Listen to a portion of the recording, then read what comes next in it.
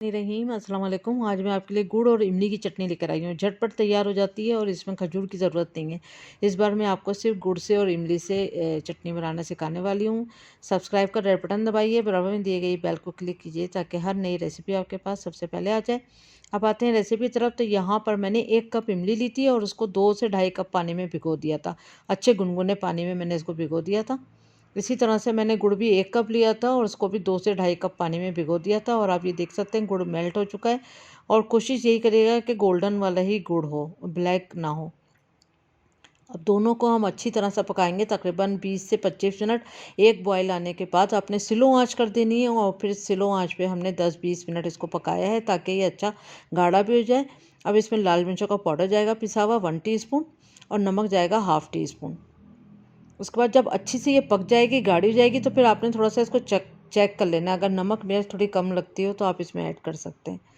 अब इसको अच्छी तरह से हम मिक्स करेंगे और दरमियाने आंच पे इसको बॉयल आने तक कुक करेंगे। अब एक बॉयल आने के बाद मैंने स्लो आंच कर दी थी। आप देख सकते हैं अच्छी गाढ़ी हो चुकी है।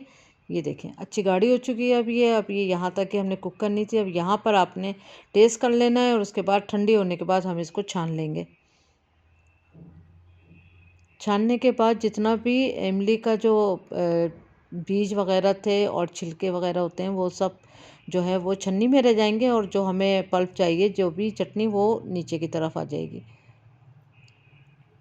तो इसको रमज़ान में बनाएं, स्टोर करके रखें। ये देखें बस ऊपर सिर्फ गूदा रह जाएगा और बाकी जो है वो नीचे बैठ जाएगी। इसी तरह से सारी की सारी हम चटनी को छान लेंगे इसी तरह से। इससे पहले मैंने आपको हमेशा गुड़ के साथ गुड़, इमली और खजूर की सिखाई है, वो भी बेहतरीन है और ये भी झटपट है।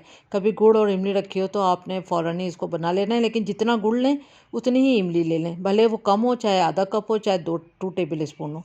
तो उम्मीद करती हूँ आज की रेसिपी आपको पसंद आएगी। इसको दही बल्लों के साथ खाएं। आगे रमज़ान आ रहे हैं, आप छोलों की चाट में डालें, जो भी जिस तरह भी आप बनाएं आप इससे फ्रूट चाट में भी डाल के खा सकते हैं। बहुत मज़ेदार रेसिपी है, ज़रूर ट्राई करें। Thank you for watching. दुआ में याद रखें, अपना ख्याल रखें। अल्लाह हाफिज़।